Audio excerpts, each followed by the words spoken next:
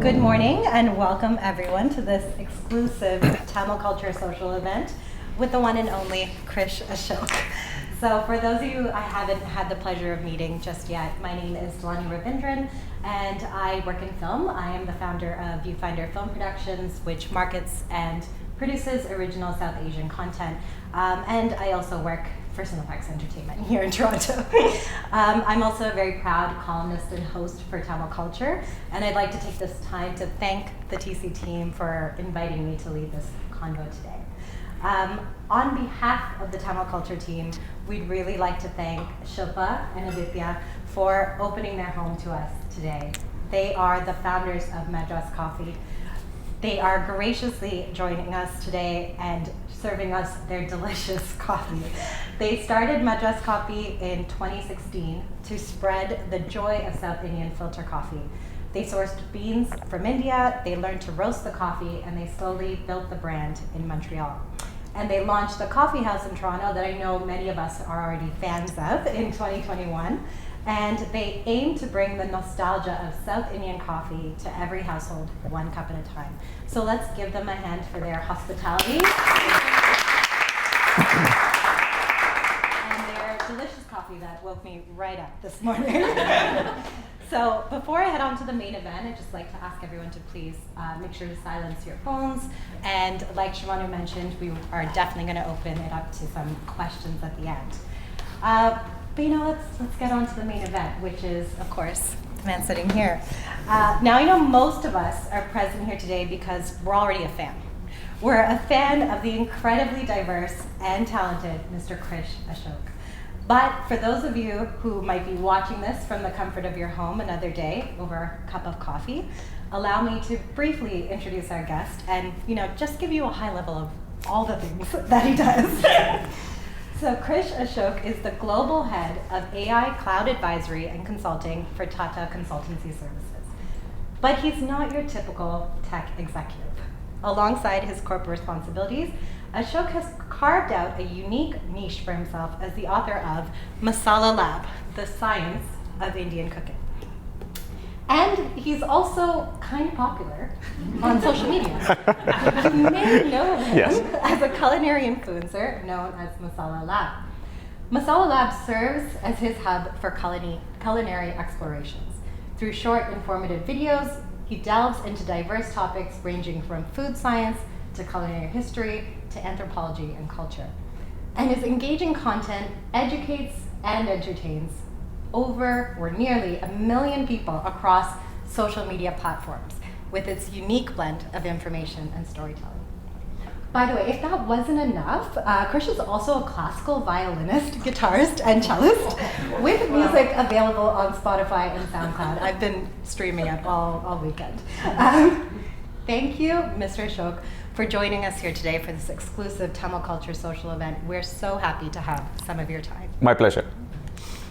So, there's a lot that I could talk about today. There's a lot of questions. We definitely, this being a Tamil Culture event, we obviously want to ask you questions about food, the food that we love and crave, the Tamil, culture that we exhibit through our cuisine. But I have to start by asking, how do you live this life? How are you both an influential leader in tech and culinary? How do you balance those personas? At one level, it has to go back to my schooling, where it was in Chennai. We grew all over India, but I always historically had trouble memorizing things, and Indian schooling is just all about memorizing things. Yeah. So one muscle that I had to build is to say that I'm going to try and really try and break down things into first principles so I can derive the more complicated things. So that basically goes back to my interest in foundations of science and math and so on, which therefore then allows me to, rather than memorize facts, focus on the first principles. And the other interesting thing that I sort of learned from my grandmother, who was a great storyteller, was the fact that good stories aren't about stringing interesting things together, but it's thinking hard about how you actually connect them, right? So if you build a muscle for remembering the connections between interesting things rather than the interesting things themselves, it serves as a more efficient way to learn things, right, more productively and so on. So, and the third thing obviously is that, my mother wanted me to become a doctor and my father wanted me to become an engineer. And my father's reasons were very simple. It says that doctors have no life. So, you'd be better off. And he used to work with doctors, so he knew they were all terrible people. So I said, no, I'll just be a doctor. But my mother wanted me to become a doctor. So in the typical Indian fashion, to satisfy both of them, I did biology in high school, right? And I wrote the engineering and the medical entrance exam, got through both, and then my father prevailed and said, no, you take engineering, right? So a lot of my interest in food and the biology and the science of food, again, goes back to the fact that I did study it at like high school level, at a reasonably advanced level. But software, interestingly, as most other engineers like to point out, software is not real engineering.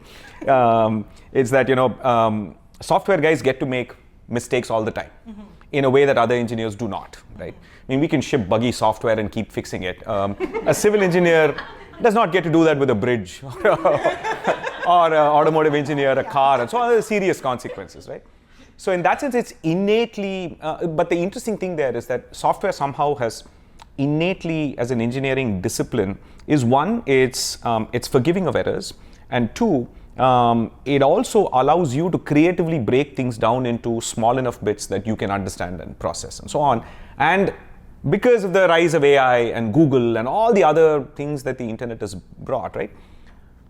I would say in my 25 year career, nearly 80-90% of the things that we used to do 20 years ago have all gotten automated anyway. We're all worried about AI automating stuff now. No, software, 90% of what used to be software is now automated anyway, right? So it gives you this mindset where, again, if you combine learning to learn and software, that mindset, you essentially then, you build a muscle for not so much, it looks impressive that I learn multiple instruments and I do music and I used to do blogging and I've started multiple sort of, memes back in the day and so on, and then this food stuff and the book and so on, and social media now, they all represent more tactically picking up things that are relatively significantly automatable. Right? So in the sense that when I actually make music, for instance, right, I'm often recording it in like small 10-second or 5-second loops, right? And then I'm using a lot of software. I'm using creative ways in which I put things together to assemble the whole thing, rather than a one-shot Ilayaraja style, let everyone, all the best instruments come in and record everything one shot, and till you nail it right, I'm going to make you play it again and again, right? So it's not very popular with most of his musicians. Rahman, on the other hand, would just bring a musician and say, sing this just 5-second bit like 100 times, and I'll pick the best. You breathed right here, and then this was slightly off, then I'm going to combine both, and So the whole digital nature of a lot of that allows you to be creative in ways that you were not before, right? So in that sense, I would actually say, I think the simple answer to your question is that I'm a strategically lazy engineer, right? So being strategically lazy is do not do anything that technology can do for you, right? And so focus purely on what the human layer that you bring and automate everything else. And I do that for, I've been using AI for, like for Masala Lab, I downloaded about like 200,000 recipes from the internet by writing a Python script, and then doing data science to analyze what patterns were there, right? On, what recipe bloggers were using, what ingredients for what sub-cuisines, and that allowed me to find patterns, allowed me to find on an average how much salt were Indians tolerating, and find out that on an average Indians like their food to be between 1.5 to 2% by weight salt, right? Canadians like it well under 1%, right? And so Indians come here and they find like it's not salty at all, right?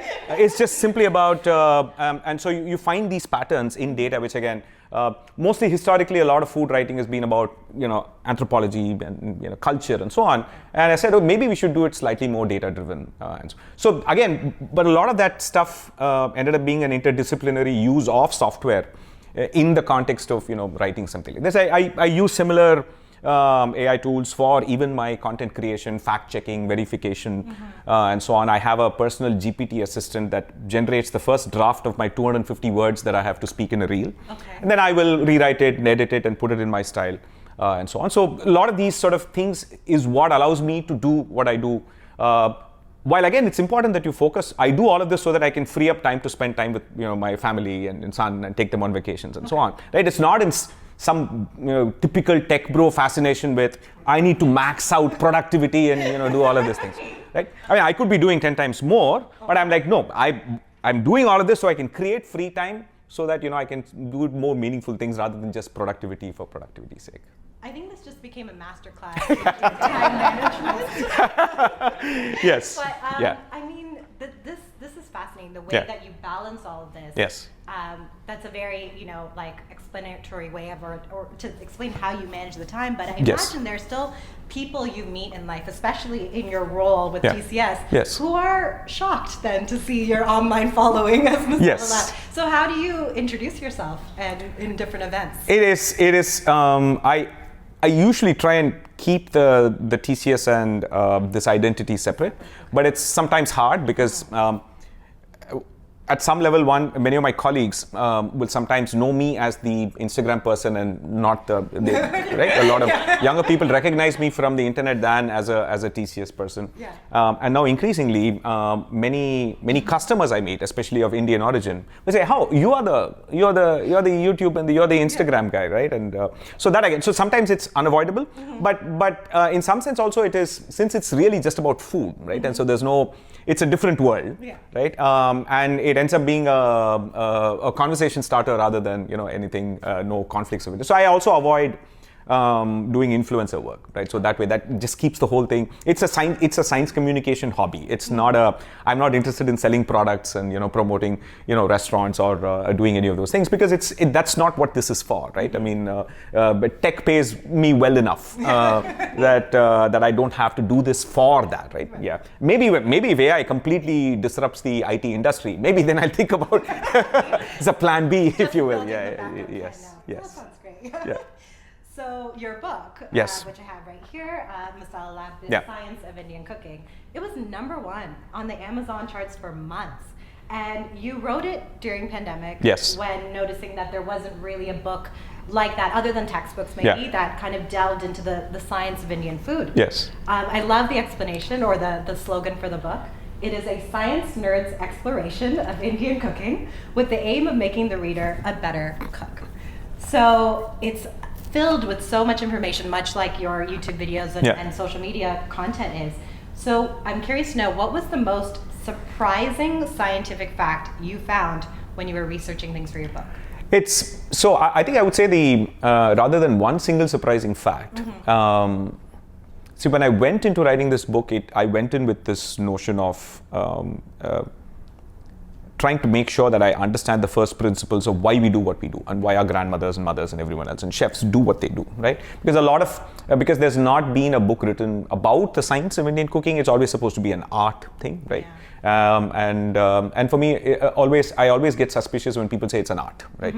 Because it's usually a craft masquerading as art, and then art is basically a craft with poor documentation ends up being art, right? So if you can't teach it, if you say no, it's an art, you have to somehow just learn it yourself. That's just or if you gatekeep, only this teacher can teach you. That's So in fact, I think it goes back to my experience as a musician as well, right? Because when you're in this Carnatic music world, it's just a lot of poor documentation and a lot of focus on diva-like individuals who are like, temperamental teachers and that's the only person who can teach you. No, it's just poor documentation, right? On the other hand, Western classical music, it's so well documented, the notation wise, you could just go on the internet, download, anyone can go download basics at all levels and teach themselves, right? And the fact that you can't do it here, it somehow tells you that it's being gate-kept rather than there being a genuine attempt to actually do. But things have gotten a lot better. For most of the last 10, 15 years, there was one professor, I think in Rensselaer Polytechnic in New York, Shivakumar or someone, who ran Carnatic.org, which was the only website. And that, despite being a full-time electrical engineering professor, the man digitized every Carnatic song ever and made notation, transcription, translations of every song available. And it was the only source, right? And it was just amazing that he did it, right? And that actually allowed a lot of NRIs and people outside of India to actually have access rather than only do Skype lessons with some teacher, in India and so on, right? And so in that sense, I think this entire book kind of essentially sought to demystify this entire, this is just my grandmother just had this magical touch. Yeah. No, she had 10,000 hours of practice with no choice in the matter, right? Yeah. I mean, she said, right, that's all it is, right? And so the surprising thing for me was that nearly every typical cooking tip and, heuristic that most of our grandmothers have tend to be explainable by science. That was a surprise for me. Right? Because as I said, I think, I sometimes shortcut it and say that when it comes to cooking and food, right, your grandmother is usually right, your grandfather is usually wrong. Right? So because this is grounded in practical being in the kitchen and actually trying stuff and actually knowing how much water you need to add to cook rice, right? And the fact that they may not know it's about accounting for evaporation rate, right? If you add water to rice and you cook it, some amount of that water is going to get wasted because it will evaporate. And the rice needs only just exactly the amount of water it is submerged in. The extra you add is to account for evaporation. Right. That's why you use the index finger sort of this thing. And my mom taught me. Yeah, right. Exactly, right? So, but a lot of inexperienced chefs on the internet will tell you, no, for 1 cup add 2 cups of water and so on. It works for 1 cup, it doesn't work for 2 cups. If you add 4 cups of water, you'll get like something slush, right? So it's essentially discovering that a lot of these practical things, if you just apply some simple ideas of thermodynamics, surface area, and some simple chemistry, because it's really just a lot of this practical knowledge being passed on thousands and thousands of years in home's kitchen, right? And if any of these things resulted in bad food, it would not have been passed on. So it's really, really sort of evolutionary kind of knowledge. And so that for me was largely kind of surprising. And I think the other surprising thing is also when you kind of discover that the Indian cooking is more diverse than European cooking. Yeah. In that there is more diversity in all of Indian cooking than all of Europe, right? But people laugh when you say this is European food. You'd have to say it's Italian food. Right? Italians say no, this is North Italian food versus South, and the French also have all of these regions. But somehow we are happy to say Indian food and expect that people will understand. It's about as funny as saying European food. And the funny thing is that within even a region, because of the caste system, you actually have tremendous variation across the social classes, right? Right down to ingredients. The poorest of the poor will use every part of the animal when they cook. They're far more likely to be meat eating as well, right? And then as you kind of become more and more elite, you get to be more choosy, right? The rich will often not eat some of the organ meats and so on, and the richest of the rich, the most elite, will not eat meat at all, right? And then you have rules about not eating onion, not eating this, and across religions as well, right? So this essentially means that even within a state, you're going to have, even saying Tamil food, for example, there is no one Tamil food, right? There are regional variations, Kongunadu and Chettinad and all of that, Tanjore and so on, and there are also variations across the different communities. The Tanjore Marathas eat differently, and then the farming community eats very differently. The coastal people eat very differently, and so on. So I think the sheer stunning diversity of these things is also something that completely shocks you, and that became evident only when I downloaded these recipes, and then I started looking for just recipes from, say, South India. And there are no common patterns there as well. It's just so tremendously diverse. Yeah, and naturally we wanted to talk to you a lot about Tamil cuisine and Tamil food. But I think before I go into that section, I wanted to ask you, from the book, and we kind of learned how you started your research and compiled things. Yeah. Writing the book sounds like it was a very scientific approach and methodology. Yes. But when it came to shifting that to social media, and getting ready to talk about all these things in your book and your knowledge in a video format that's also engaging and can keep the attention of people on social media who we don't generally pay attention after 90 seconds. So how did you approach coming in front of the camera with that information? So I mean, because I've always been, since I used to be a semi-professional musician. So speaking, performing in front of a crowd, camera was never an issue. Public speaking was not an issue, and so on. But interestingly enough, I think I deleted my Instagram and Facebook and all of these social media accounts in 2016, right? When I said I don't think. So I used to be a social media optimist till about 2012, 2013, and then became a pessimist enough to the point where I said, nah, this is not good for humanity, and I deleted all of these things. And then my publisher just pushed me and said, so I decided at that point that I would just simply use Twitter, because for some reason I'd been using it since 2008. I said, okay, I'd probably just keep that one alone. And then Twitter still, at that point of time, gave me tools to get rid of all the nonsense that I didn't want to see, curate the right people I wanted. It's not true anymore. Yeah. But I could at least have a little bit more control, and I'd built a community of people on Twitter. So I said, okay, Twitter one, I'm going to delete everything else, right? And I did not think the algorithmic approach that Facebook and all these companies took to where they decide what you see rather than you decide what you see. I did not like that, so I deleted all my accounts, and then I wrote the book, and then my publisher Penguin basically said that, look, I know you're on Twitter, but nobody buys anything on Twitter. So people are so Twitter is for people to shout at each other. Yeah. Twitter selects for people who are opinionated. Yeah. There's nobody on Twitter who actually wants to listen to someone else. Yeah. They're there on Twitter to listen to the extent that they can quote tweet and dunk on them, not actually engage with anyone, right? They said no. So basically they said, in our experience, nobody's ever clicked on a buy link on Twitter. So nobody buys a book, but everybody follows authors to fight with them and so on, but nobody actually buys their books. People quote tweet and never click on those links at all. Twitter barely drives traffic to most other places. So they said that you need to find a place where there is a consumption audience rather than just an opinionated audience, right? So purely from a market standpoint. And they said that's Instagram, right? So Instagram is basically for divas and then people to follow divas, right? So that's the Instagram model, but apparently people click on links, right? And so Instagram drives a lot more e-commerce traffic where people actually buy things if you from influencers. And so they said, you need to be on Instagram. Very reluctantly, I said, I'll create one, but I won't create it with my name. I'll just create it as Masala Lab. And I couldn't find Masala Lab because it was taken by some restaurant somewhere in the US, an Indian restaurant in the US. So I had to use the underscore in front as well. I said, it's okay. I didn't think it was going to be a long-term thing. Then I did all the illustrations in the book, and so I used to do these infographics and then put them on in the early days, right? It was a lot of effort for very little, outcome. And then somebody said, again, the classic lazy engineer thing, right? This is way too much effort for way little. And then somebody suggested that, Instagram, since TikTok is banned in India, Instagram is really promoting Reels. So you've got to be on that, right? And then immediately struck me that videos are a lot less work. 90-second videos, YouTube is a lot more work, but Instagram is, you just turn on the camera and then speak, right? That I said, I can do that, right?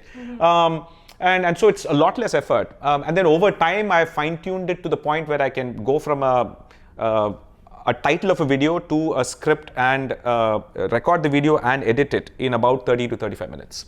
Right, because I have the GPT assistant to give me a draft script. I use Perplexity to fact check the citations, and then I use another AI to give me any stock footage and so on. Premiere Pro's AI does the subtitling, and that entire thing takes me about 35 to 40 minutes from when I have an idea to when I actually. But obviously, I think I'm oversimplifying it. I think what makes it engaging is probably the time that I spend rewriting that thing to say it in the way that I want to say, make the connections that I want to, right? No AI is going to give you a compelling script, to be sure, right? But it just gives you something other than a blank slate, so you can just move from there, right? So it is just that kind of, I started making reels, and then all of a sudden I think it was just right place at the right time, and then Instagram ended up showing that reel to a lot of people. So after that, since then I've just been, this is less effort basically, right? I used to do elaborate carousel posts, and now I just simply do reels. And then the weird thing is that originally the focus was on food science and telling these stories. You'd be surprised that I think some of the most popular reels are not on those subjects.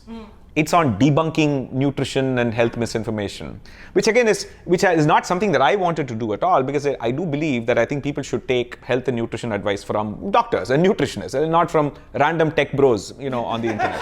But again, as I said, look, this is just so blatantly terrible, and there's just so much anxiety about food. And there is just so much published science that if I could just say, look, just don't trust me, just look at the science. This is clearly wrong. And those started kind of doing well. But I'm still trying to resist not really, it's a very fine line between debunking health misinformation. And in India, because the moment you do that, people in my DMs assume I'm a doctor. And they send me hundreds of, I have a pregnancy complication, what should I eat? I'm like, please speak to your doctor. Yes, right? And so, and again, in India, there's this institutional mistrust of doctors. No, the doctor will take all my money and not solve my problem. So I trust you and so on. Yeah, exactly. So, exactly, yeah. So I started, I wrote a script. I have a list of doctors and nutritionists that I know I'm connected with. And I'll simply auto-respond to those people and saying that, hey, please, some shortcuts I have, so just say, please connect with this person, right? So I cannot give you personalized. You should not, people should not take medical advice on a comment section or a DM section on social media, even from a doctor. The doctor has to see you, diagnose you, everyone's unique, right? So yeah, so that I think is sort of like an unfortunate distraction, if you will. I'd rather focus on, storytelling and culture and science and so on. Yeah. But, people, even when I make something about the science of how the microwave oven was invented, there'll be hundreds of people saying that microwave food is just cancer, and it is. Right? Yeah, there's basically there are more people diagnosing cancer on social media than actual oncologists in the world. Yeah. I mean, I think I'm sure it must be a lot of work to battle those kind of comments and things. Yeah, yes. But I think you're doing a great service to people when you take on WhatsApp University. So thank you for that. Yes. And I also feel you're maybe oversimplifying or giving too much credit to your assistant, because I think the engaging part of your social media content is you. Yeah. And That's true. as evidenced by this lively chat. And so naturally we want to use your time here to talk to you about Tamil cuisine and Tamil culture. Sure. Yes. And I think there are a few Tamil food staples that every Tamil household prepares maybe at least once a week, maybe once a month. And I was really intrigued by a lot of your, have you tried this instead of this in a certain, classic recipe? Yes. For example, rasam. Yes. I've never thought about replacing tamarind with apple cider vinegar. Yes. And my mom said she's going to try it this week. Yes. So I'm very curious, have you ever received pushback or feedback? Oh, of course. From the traditional Tamil, families or chefs on your suggestions on how to spice up old traditions? No, I know. So I think there's always going to be people who, across history, I think there'll always be some segment of people who are conservatives and traditionalists and will push back against any kind of novelty, right? And there'll always be people who will be hardcore, purely novelty, thrill seekers, and the vast people in the middle are willing to go either way, right? I mean, occasionally, they may not have an apple cider vinegar rasam every day, but they're not averse to it once in a while, saying that, this is interesting. They might have added it. The Chennai wedding catering scene has ended up, or the Carnatic music, concert catering scene has come up with inventions like watermelon rasam and pineapple rasam, right? Now, pineapple rasam is now normal now, right? But it was a novelty, 10 years ago, right? But Mountbatten Mani, one of the caterers, he said, well, pineapple's pretty acidic. It also brings a touch of sweetness. And so I think it'll probably make a fantastic addition to rasam, right? You could essentially use any sour fruit, right? So that's the principle. Watermelon isn't sour, so you still have to use tamarind. So in that sense, I think there are always, it's on the internet, there are always, so it's like this, right? So I post something, the algorithm will show it to all the people who fiercely agree with me for the first 24 hours. And then to farm more engagement, it will show it to all the haters, right? So for mental health, never check your comments after the first 24 hours. Yes. So that's generally the approach, right? So there's always going to be people. So people will say that, oh, this is not rasam. So what I ended up doing is that it was during the pandemic, and then I said, look, I'm going to make an apple cider vinegar rasam, but I'm not going to tell you what I used. I'm going to give it to my grand aunt, my mom, and a couple of others, and I want you to eat that and tell me what ingredients were used, right? So my hypothesis was that sourness is sourness, right? We can tell the difference between tamarind and vinegar not because of the acids, but because of the things other than the acid, right? So your apple cider vinegar will have some of those fermented apple notes which you detect, and the tamarind will have the fruity tamarind notes which you detect. But on your tongue, just the pure acid detection works the same way, that you can't actually tell the difference. But in a cooked dish like rasam, where there's so many other things, my hypothesis was that you can't tell the difference between tamarind and vinegar, right? And unless the vinegar is so in your face, you can't actually tell, right? So you could actually replace souring agents entirely, and people largely will not be able to tell the difference unless they have an extraordinarily sharp set of taste buds, right? So you could replace tamarind with amchur powder, right? So which is raw mango powder. Actually, I mean, you could just simply get raw mango and cook it down, and that's also going to be able to make rasam with that, right? You could use kokum, right? You could also use Malabar tamarind, which is kodampuli, which is used in Kerala and so on, right? So you could use any souring agent, and likewise you could use. And in that here, I think to kind of mask the very specific apple cider vinegary note, I added actual green apples, your Granny Smiths. Right, so you juice some of it, right? The Granny Smith, the green apple, it has that nice tart, not too sweet, slightly sour note, right? A little bit of the juice, but also a few pieces. So people eat, this is apple, right? So this is the green apple, but I also get that the fruitiness of that, which is quite sour. And by that point of time, the apple cider vinegar itself just simply serves as the sourness and nothing else, right? So people don't immediately think, there's something standing out here, right? And so that's I think, once, and most people were not able to, they assumed that it was actually made from tamarind. Okay. So, but they were distracted by the actual apple and the use of apple juice, but they were used to pineapple rasam anyway, right? So, or watermelon rasam, these are novelties that have been around. So I think essentially, I think, if you get down to the first principles, you recognize that you can actually swap out a lot of ingredients, right? So one of my first things, I think back in the day, a lot of people in places in North America and Europe where curry leaves were either expensive or not available, and curry leaf unfortunately being, absolutely non-negotiable for South Indian food in general, right? All the states, right? And I think, I remember sort of speaking with a food scientist and then trying to find out which other herbs contain similar flavor molecules that curry leaf does. Unfortunately, there's one sulfurous, meaty flavored flavor molecule that's not there anywhere. It's only there in curry leaf, right? And it's a sulfur-based one, right?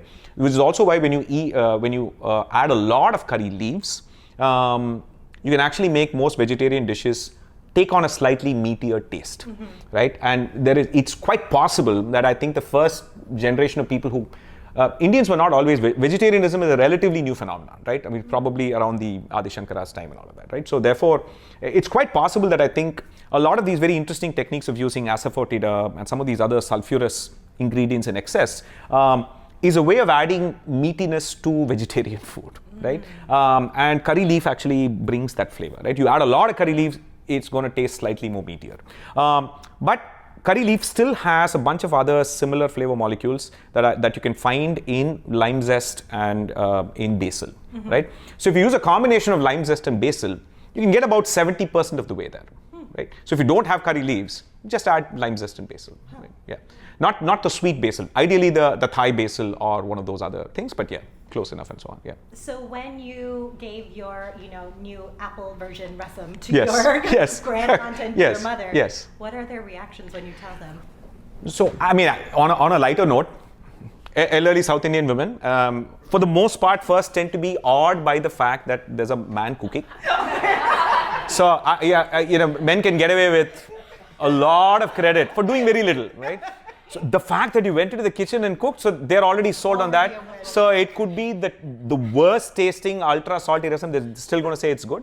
But to be fair, but I think what they said is this is their point was that this is not odd tasting. I mean, this did not taste unfamiliar. You're right. Right? Yeah. And so in that sense, I think, a lot of food experiences are purely about whether it evokes your nostalgia or not. And that's the reason why you can't actually be objective about food, right? I mean, when I came here as well, and I was saying that I was looking for a Jamaican restaurant to eat, and I ate at Chubby's, and then a Jamaican chef said, no, there are much better restaurants. So I think it's fundamentally, when people say that, it's just that they are referring to places that somehow kindle their nostalgia a little bit more. Yeah. right? And it's all has to do with where you grew up eating, right? And what specific, so people get very particular, this is how much salt we must put, and this is the sequence in which it must be done. And in our house, when we make sambar, we don't use this, or when we make fish curry, we don't use this, and so on. So they're all very deeply house-specific decisions. It's very hard for people to accept another person's food simply because it is, you're all, and again, because in India, till very recently, eating out was not a very common thing. So your nostalgia is even more stronger, right? So you end up, even people going to Mumbai from South India and they see a Szechuan dosa, they like have trouble accepting that. Yes. Right? So it's the same, yeah. Yeah, and I was telling Krish earlier, for all those who are Toronto natives, that it's a very Toronto thing to say when someone compliments a restaurant. You'd be like, no, there's 5 other restaurants that do that cuisine better. Because luckily we do have such a diverse array of cuisines in the city. So I was curious because I did see your story about Chubby's, and you made a very bold claim that jerk seasoning is perhaps the best seasoning in the entire world. Yes. And now I'm curious to know, have you ever used it in an Indian dish? I have, yeah. So I think some years back, I think I'd bought allspice and Scotch bonnet chilies from here, took it back to India. And I used it in making, I think once I did use it in a rasam, and they liked the flavor, but I think the heat was overpowering. And allspice actually kind of tastes a bit like every other spice, right? I mean, it's like you could just ground allspice and then essentially just make biryani with just allspice and nothing else, right? I mean, it's actually a very universal thing as well. So yeah, so you can absolutely use them. So I think, see, on my the way I use social media is that because my reels reach a lot of people, I have to use extraordinary nuance because I kind of know what will upset. So I generally don't like using needlessly provocative, strong language, and so on. So I have to be very, very toned down in my reels. So story serves as because it disappears in 24 hours. But right? I saw it. Yeah. So I tend to be far more sarcastic and snarky. As I also like to say, I think when I'm making my reels, I'm thinking in English. When I'm writing my stories, I think in Tamil. So that's where the sarcasm generally works better in Tamil. So that's the thing, yes. So we talked a lot about, a lot of key ingredients you're mentioning, so much knowledge about curry leaves and things like that. Yeah. Is there, when we come to Tamil culture, do you feel like there's a certain flavor or taste or even ingredient that we can claim as our own? Is it possible that there's something in Tamil food also that we think is ours, but it's actually not? There's almost everything that people eat in India, 80-90% of it is less than 200 years old. So cuisines and food changes all the time, right? So you can't think of Indian food without chilies and without potatoes and with some of these tomatoes and so on. All of them were post-colonial introductions. Chilies come from Mexico and like potatoes come from Peru, and the Europeans didn't have them till the 16th and 17th century, right? I mean, if anything, I think Columbus tried to pass off chilies as peppers. That's the reason why North America calls it peppers. Because he decided, no, this is pepper, right? Okay. He was sent to find pepper and didn't do a good job of it because, it kind of took a wrong turn, right? And a slight wrong turn, and they ended up in a place. And so he had to justify to the king that, he's doing his job. So he decided to send this back and say, this is peppers, right? But it became popular. I mean, the chilies first became popular in the south of Europe, right? So which is why you find in Spanish tapas, they have those they're slightly milder chilies that they blister, right? And Italian, the Calabrian peppers, which are pretty hot, right? And, which they use in preserving meat as well. And then Hungarian paprika comes from Hungary. It was after all of that it had reached the Middle East, and then eventually the Portuguese brought it to India. And chilies were not part of common day-to-day cooking till like the late 18th century. Right, so your grandfather's grandfather likely perhaps would not have eaten chilies daily. So it's sort of like it's that recent, right? In being cultivated this widely, in places like Guntur and so on, right? So in that sense, a lot of things that quintessentially define South Indian food, on an average, Tamil food, I mean, on an average, it's slightly sourer than many other cuisines in India, right? We like it more sour, right? I think I would say this one ingredient that the curry leaf probably single-handedly lends that flavor. that you're probably missing in most other non-South Indian food and so on, right? And I think, again, there's just way too much variation, right? So most people don't recognize that when you say rasam today, right? We're not thinking tomato rasam, right? Tomatoes are less than 150 years old, right? So tomato rasam is a very new thing, but rasam is much older. So the idea of rasam is basically bone broth. Right. So historically, if you go to the village and ask for rasam, moment you step outside a city, rural Tamil Nadu, rasam actually means your mutton bone broth or any of the sort of umami laden, almost works like a ramen base, if you will, right?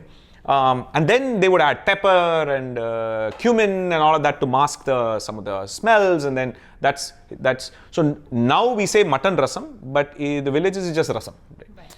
In the past, they used to say takkali rasam and then rasam, right? That used to be the thing, but so these kinds of things also change. So depending on which part you go, you'll find some very creative uses of varying ingredients, right? So obviously, I think I would say the use of dried fish again is reasonably unique. The variation, the number of things, and the amount of flavor that it adds, and the fact that usually India is a fresh food place, right? Meaning that there's no preservation and so on. Yeah.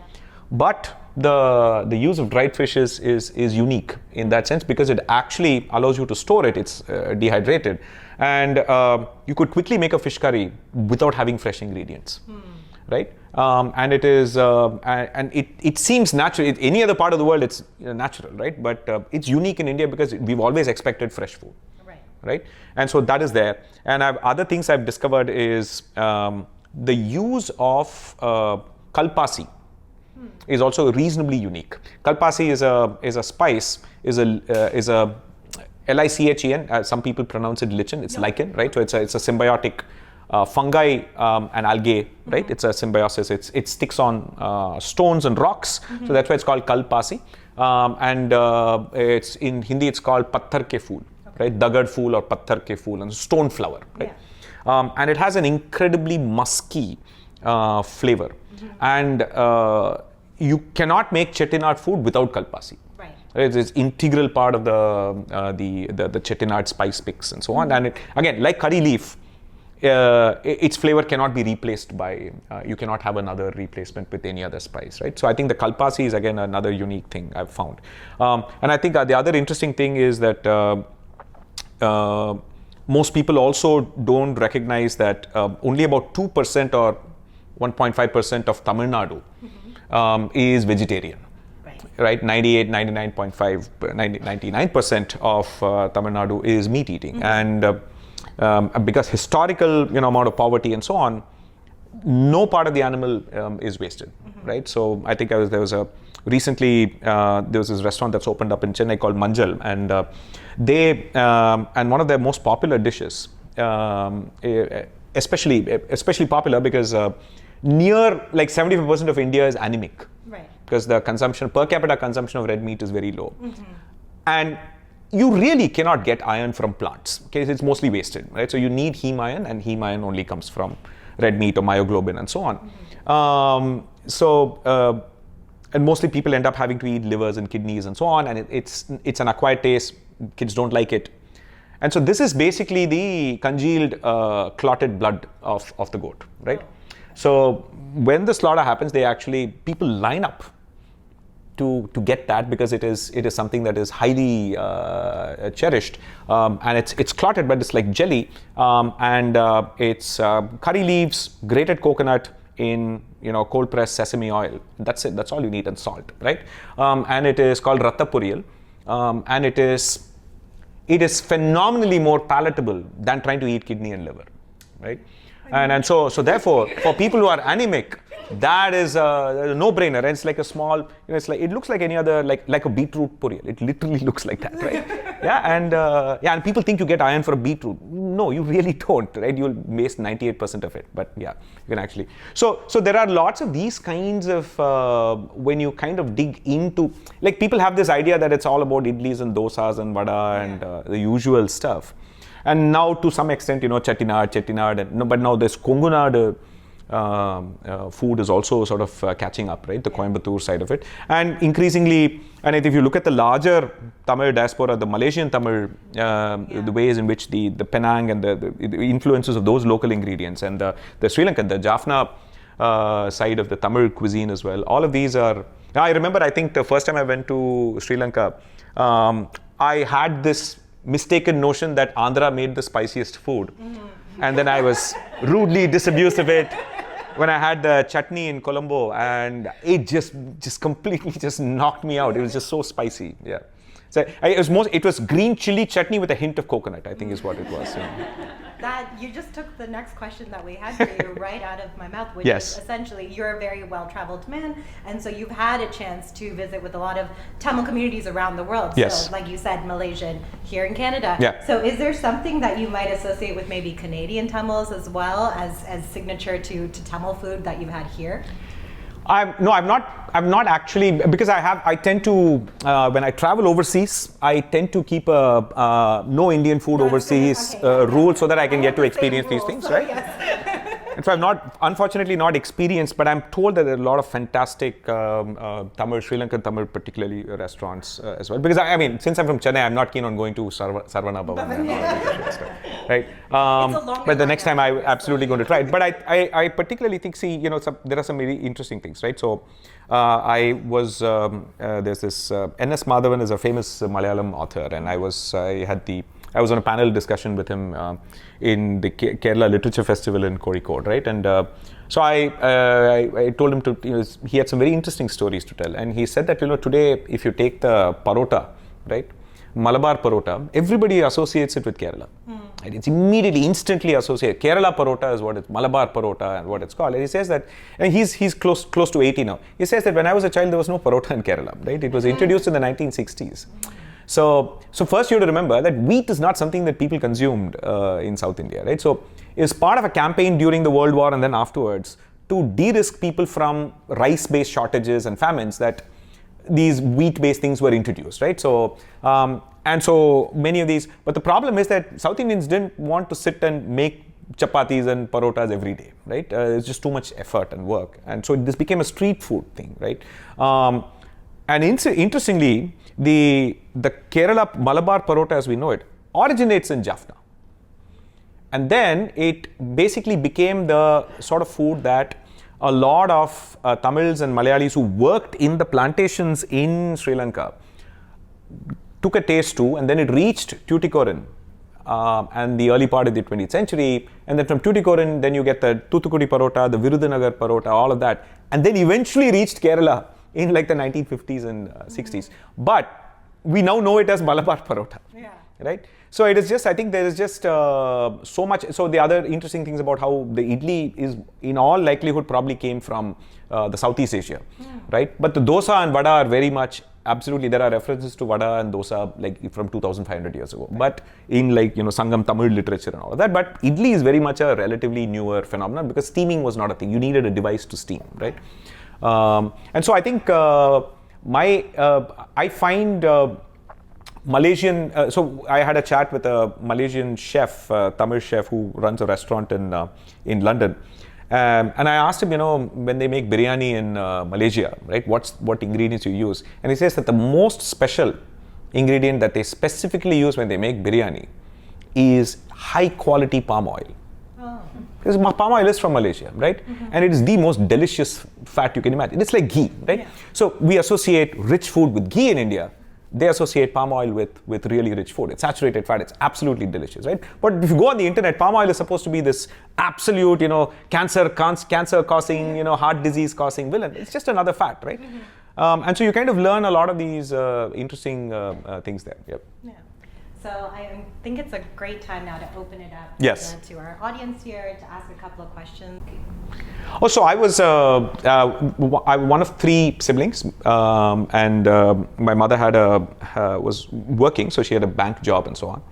And it was three boys, so you can imagine how nightmarish it was and so on. So, she, for most of her career, she decided to sort of take a job that did not take promotions so that she would just stick to the bank branch rather than having to become an officer and travel.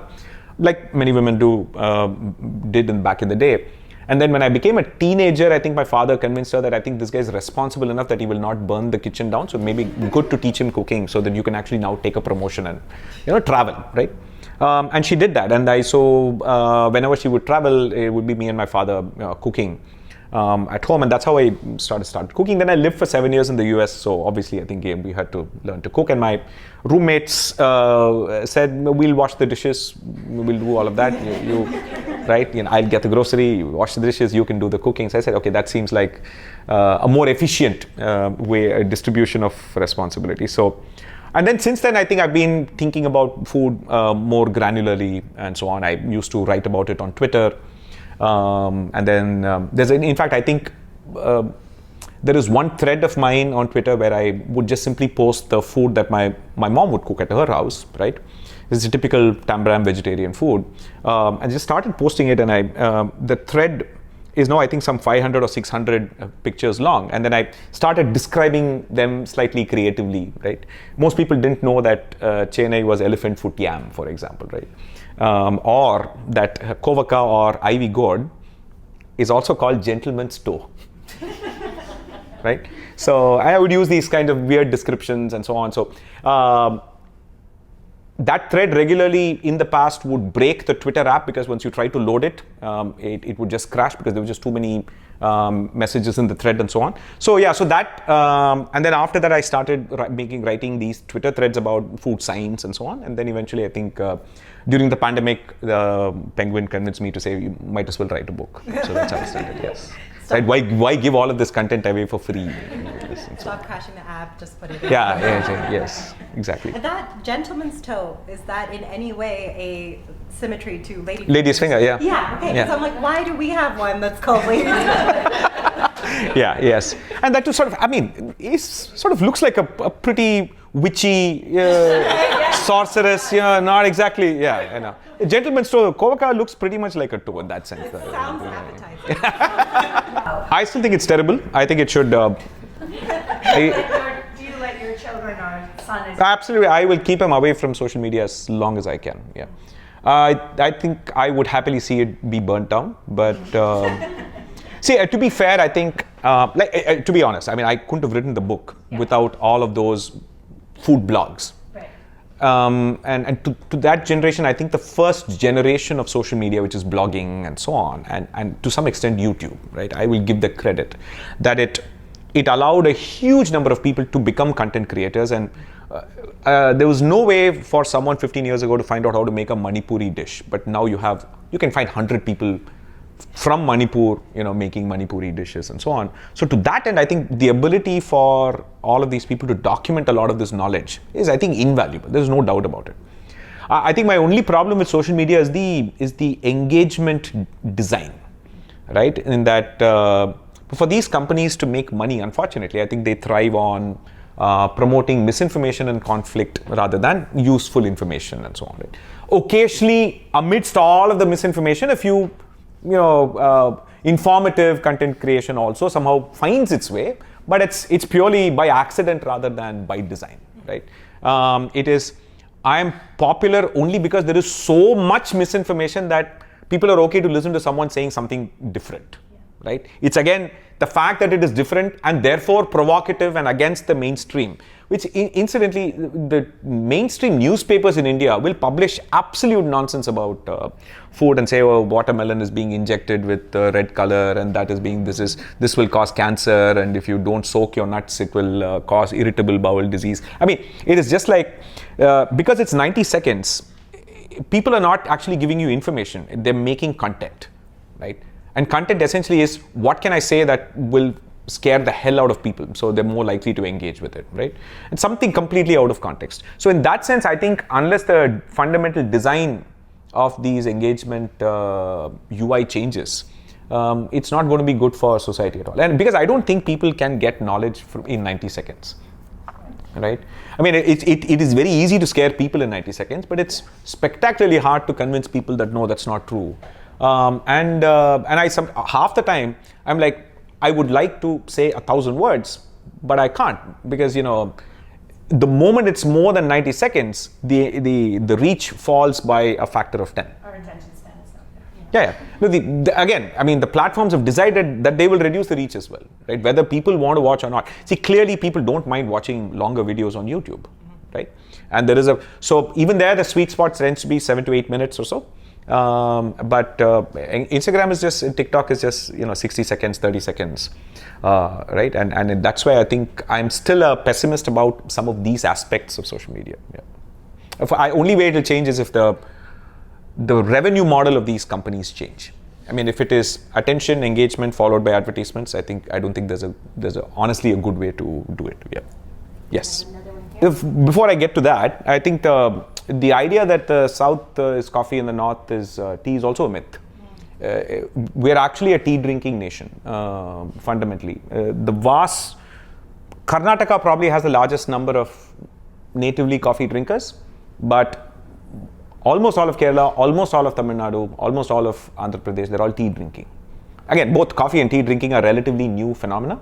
But coffee ended up being the drink of the social elites, right? So even within in Tamil Nadu, originally it was only Tambrams that drank coffee, and then eventually it became a signaling thing for everyone else who became social elites to start drinking coffee. Coffee was a more expensive thing as well, and tea was the cheaper, wider, more universal drink across every. Tea kadai is what you say, not Kaapi hotel is a premium establishment in Chennai. Tea kadai is every village, every corner, right? So tea is more universal, actually. That's the one. The second thing is that there is a very interesting, I sort of made this presentation somewhere where, I did it in North India, where it's a fun audience. It was in Jaipur, right? It was this, there is not just food, there is a line you can draw between South and East India, right? North and West India, right? This line shows up in a tremendous number of broad divisions. In the context of food, wheat, rice, right? Mostly wheat, mostly rice. And you can see this in, if you look at the data from the equivalent of your Uber Eats, which is Zomato and Swiggy, and these are the two major food delivery companies in India, right? In above this line, the most commonly ordered item on food delivery apps is pizza. Below this line, it's biryani. Again, as I said, this reflects, basically, see, Indians will order things that are hard to make at home. It's a simple rule. So people will not order dal, chawal, sambar rice. No, they will want to order something that you cannot make at home, right? So they will order biryani, right? Biryani is a lot of work, right, to make at home. So they will order right? So this is all biryani. South and East is all biryani. North and West is pizza, right? Again, wheat, rice. Interestingly enough, you can also, same line, lactose tolerant, lactose intolerant. So North and West is the flatter, large plains. Historically, for 2000s of years, dairy was possible. And along with that, the genetics to tolerate dairy as adults. South and East is largely lactose intolerant as adults, right? So that's why the tea is weaker in terms of milk. It's never ultra milky tea because most people can't digest the milk, right? And there are fewer, and so even Bengal, famous for milk-based sweets, you note that the product of milk that they use is devoid of lactose. They curdle the milk, they get the chena, the thing which is devoid of lactose, and that's what they use for sweets. It's not just the direct milk. But North Indians will literally boil the milk down in their carrot halwa, boil the milk. So all the lactose is still there, right? So that's why, again, you find that this is a lower lactose tolerating. And as a result of that, the South and East is therefore, because there's no you need animal protein. So it's more meat and seafood. So 95% of South and East India are meat eating. Whereas almost, so India is like 70% meat eating and 30% not meat eating. Almost all the vegetarians are in the North and West. Because once you have dairy, you can be vegetarian. Again, just be clear. Historically, it's impractical to be vegan, okay? Because you need animal protein. And vegetarianism was possible because dairy was tolerated. So the fact that in North India, dairy is considered okay as part of a vegetarian meal, but eggs are considered meat-like, is purely a cultural choice. right? In both cases, well, in either case, there's no death involved of the actual animal involved. So, but eggs are not considered. So North Indians consider egg. But now slowly in the south and east, where eggs are starting to be anyway very common, we're starting to see restaurants now use, so there's red for meat, non-veg, and then green for veg, and then yellow for eggs. So it's now becoming a third category as well. So this is one more line. Then if you get to like general overall sociological indicators and so on, in general, the South and the East is where women got educated earlier, right? In fact, some of the first schools for women and girls, etc., were all started in South India, right? And in a sense, the fact that these are rice-eating parts of the world is also related to that. I mean, in the sense that if you had to make chapatis, there's no time for you to go to school. Every woman in the house is making chapatis fresh, and chapatis famously have to be consumed hot. Because they become stale because of starch retrogradation. Rice, you can make biryani and eat it the next day. So it's innately the average amount of time spent by a woman in the kitchen is a fraction of what a woman in the North India spends. So obviously more girls going to school, more women at work, and therefore greater adoption of shortcuts, pressure cookers. North Indians don't like using pressure cookers. They'll actually cook in the open pot and so on. So nobody in South India has a problem with pressure cooker, right? And only on social media, South Indians suddenly discover that North Indians think you'll get cancer by cooking dal. I said, who's sitting and cooking dal for 45 minutes on an open pot? Right? Nobody has the time for that, right? So I think you sort of find that in general indicators for everything from fertility rate to a number of women, female, the number of workforce participation, education, school, all of these things are better were better earlier. I mean, the rest of India is catching up, but it's better in the south and east, right? So therefore, you find this northeast, southwest thing shows up in a whole range of these kind of division, but it is obviously blurring because there is now obviously migration. A lot of people from the north are migrating to the south because it's wealthier, and so a lot of, for example, construction and those kinds of job roles are now not being done by Tamil people or Malayali people or Telugu people, but being done by people who come from North India. And so that, the funny thing is that people used to have a political sensitivity around, imposition of Hindi from the north.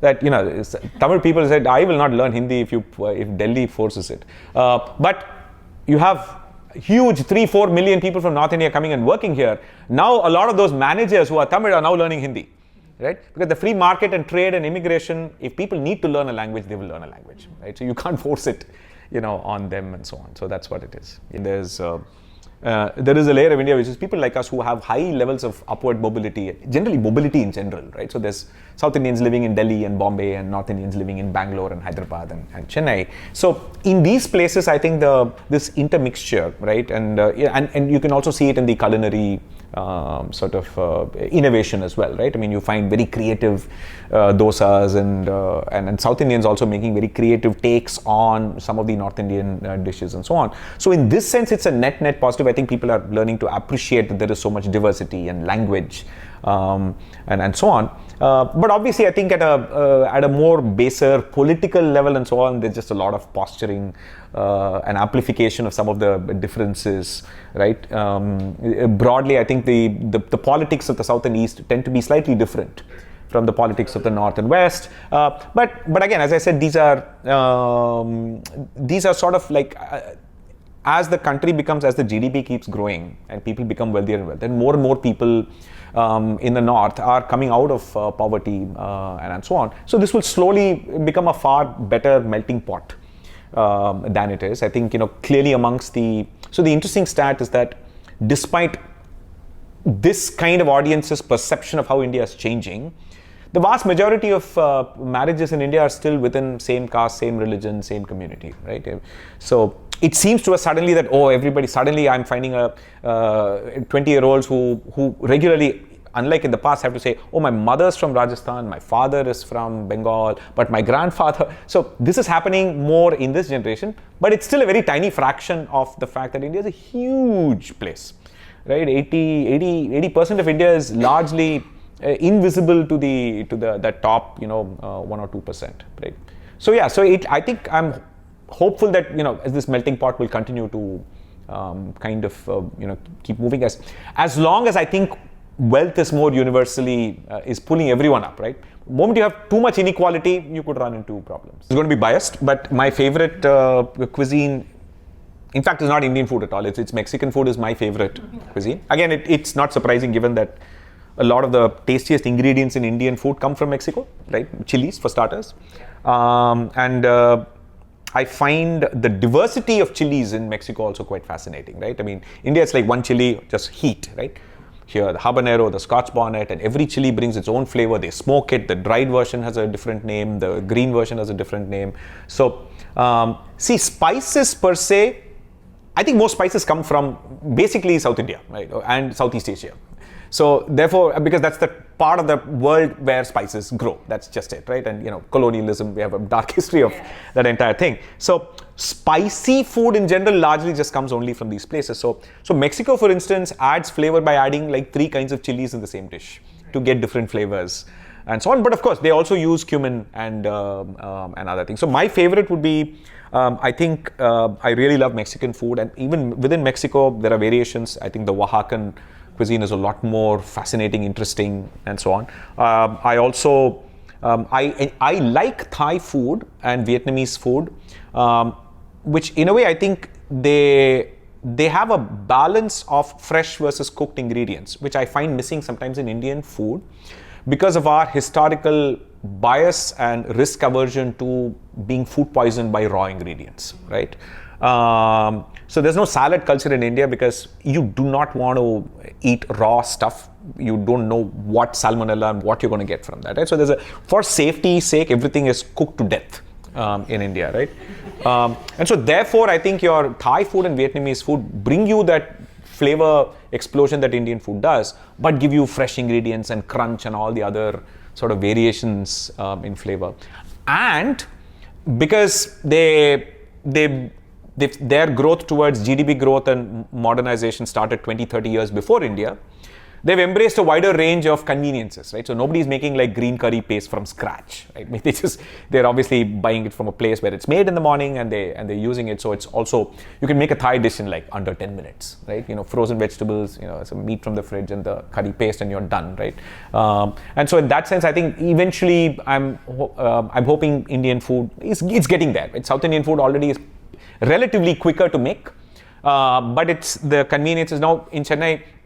You can go to the vegetable store, the grocer will have a small sachet of sambar vegetables pre-cut, right? Just cut in the morning, so you can just go there, buy it, and then you don't have to deal with all the work and so on. So yeah, so I like Thai, Vietnamese, and Mexican food, but slowly now developing a taste for Jamaican food as well. I think I typically see it as because I like the novelty of trying new things, and so clearly food offers an opportunity to kind of experience novelty without doing things like ice fishing or skiing or any of those other things that I'm told the locals here like to do. It seems to me a slightly so it's just another way of experiencing thrill and and new sensations and so on in a relatively safe way, because I think since food is cooked, most food around the world, since human beings eat it, it's not going to kill you, right? You might be allergic to a few things, but then other than that, I think there's really, so I enjoy that. The second element of food as I've started growing older is obviously the health aspect. I mean, food plays a disproportionate role in keeping you healthy, right?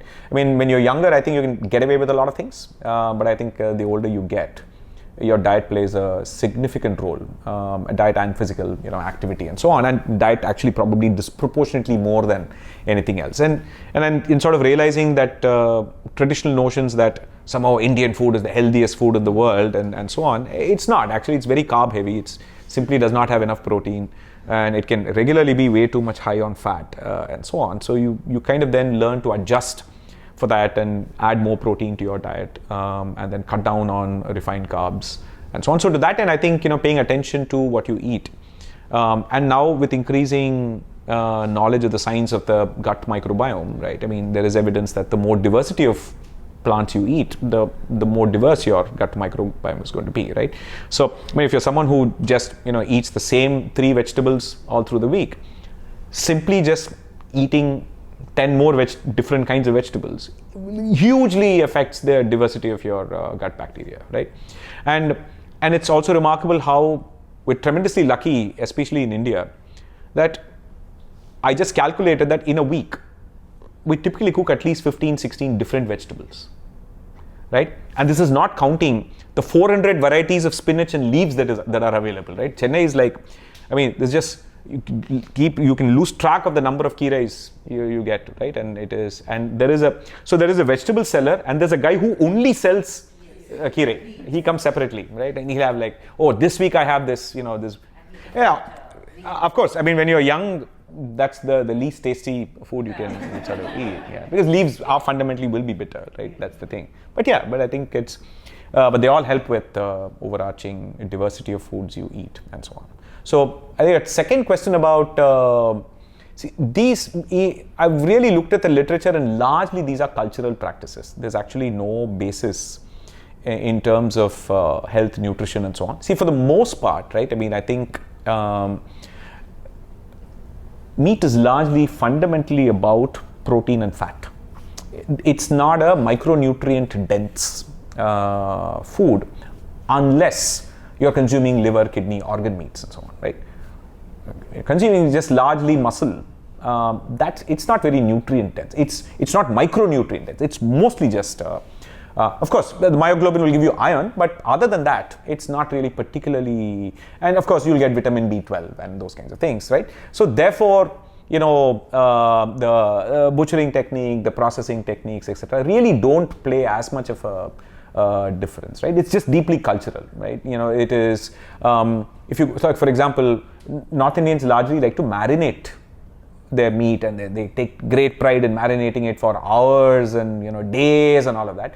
Marination is not a thing in South India. People just go straight from killing the animal to cooking it pretty quickly directly, right? It's not a thing, right? So therefore, there's no, people will say, no, marination actually lends more, nutrition to the meat, it lends it more flavor and so on. None of that is true, right?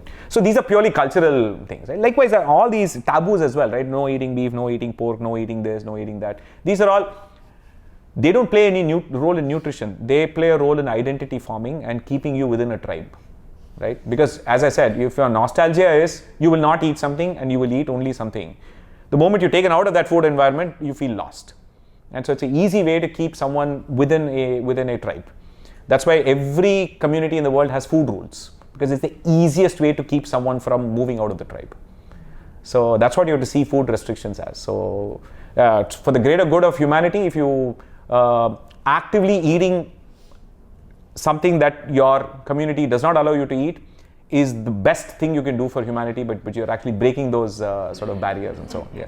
Just owning a space. So, yeah. So in that sense, I think so the honest answer is I don't know, right? I mean, right now I think it's probably not practical in terms of bandwidth, because I can't chat GPT my way out of of an actual physical space. You actually need real people, real risks, real regulatory health compliance and so on. So, but I'm not averse to it, but we'll sort of see, right? Yeah.